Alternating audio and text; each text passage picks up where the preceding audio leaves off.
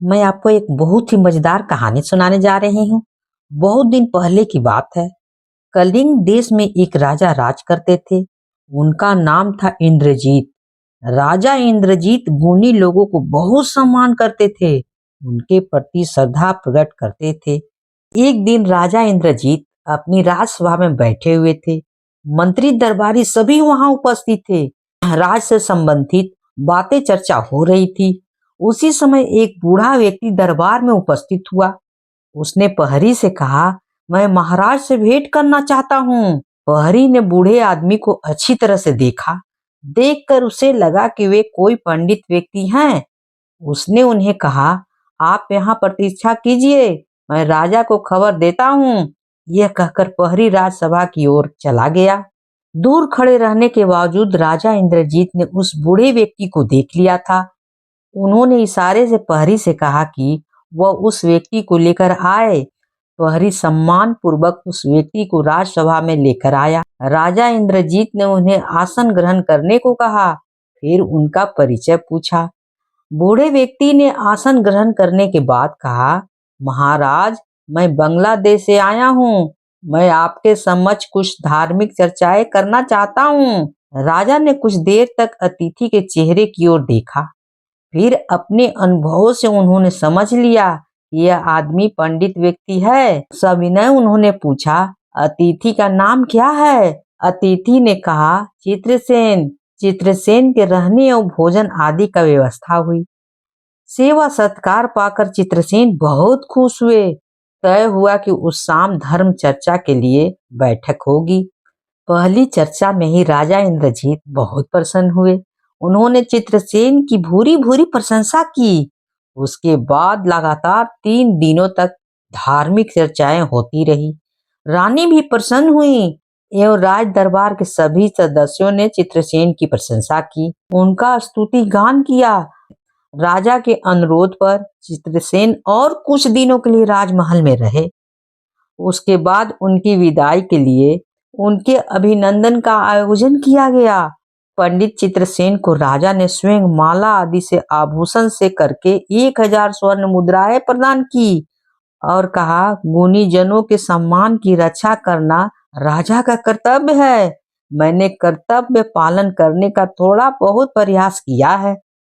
आपसे अनुरोध है कि आप अपने ज्ञान से पूरे देश का कल्याण करें। राजा से विदा लेकर पंडित चित्रसेन ने अपने राज की ओर प्रस्थान किया। कलिंग देश से बंग देश की दूरी बहुत है। उन दिनों सामान्य जनों के लिए पैदल चलने की सिवा कोई दूसरा विकल्प ही नहीं था।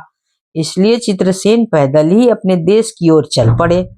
चलते चलते शाम हो गई तो वे एक धर्मशाला में पहुंचे। धर्मशाला छोटा था, कमरे कम थे। एक एक कमरे में पहले से ही 8-9 लोग जैसे तैसे बैठे हुए थे। चित्रसेन भोजन करने के बाद कमरे में गए एवं किसी से कुछ न कहकर एक कोने में चटाई बिछाकर सो गए।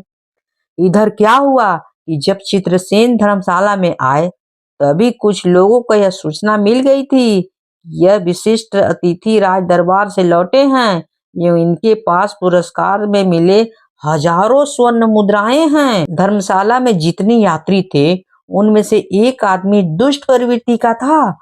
दूसरे का धन उड़ा लेने में वह बहुत माहिर था। चोर के रूप में वह प्रसिद्ध था। वह चित्रसेन पर अपना दृष्टि रखे हुए था। जिस समय चित्रसेन कमरे के एक कोने में चटाई पर सो गए, उसी समय उस चोर ने चित्रसेन के ठीक बगल में एक चटाई बिछाकर अपना स्थान दखल कर लिया। रात गहरी हो गई, सब लोग सोए हुए थे, लेकिन उस चोर की आंखों में नींद कहाँ। वह तो सोया ही नहीं था, वह सोने का नाटक कर रहा था और अपनी चटाई पर लेटे हुए था। स्वर्ण मुद्राएं चोरी करने के उचित समय का वह इंतजार कर रहा था।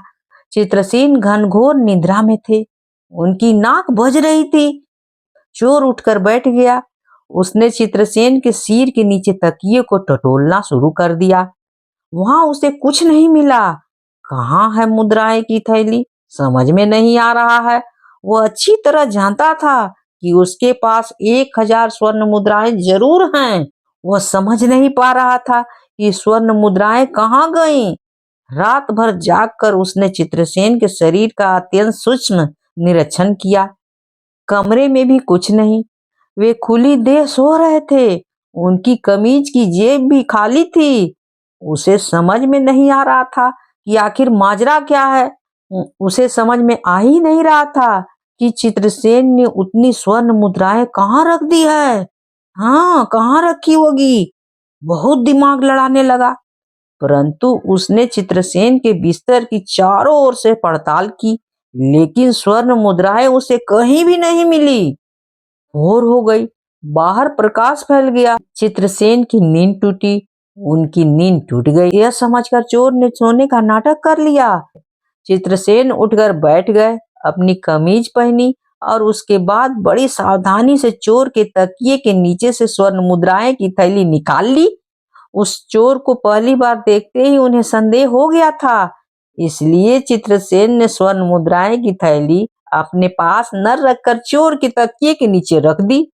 अब वह स्वर्ण मुद्राएं की थैली लेकर वे बाहर निकल आए। चोर को उन्होंने कैसे मूर्ख बनाया, यह तो चोर भी नहीं जान सका। अगर कहानी अच्छी लगी हो तो please like share and subscribe तो जरूर ही करिएगा। भूलिएगा तो बिल्कुल ही नहीं भूलना, क्या भूलना। अरे लाइक शेयर एंड सब्सक्राइब कर ही दीजिएगा। कहा जाता है कुछ नहीं जाता है। कहानी होती है समाप्त।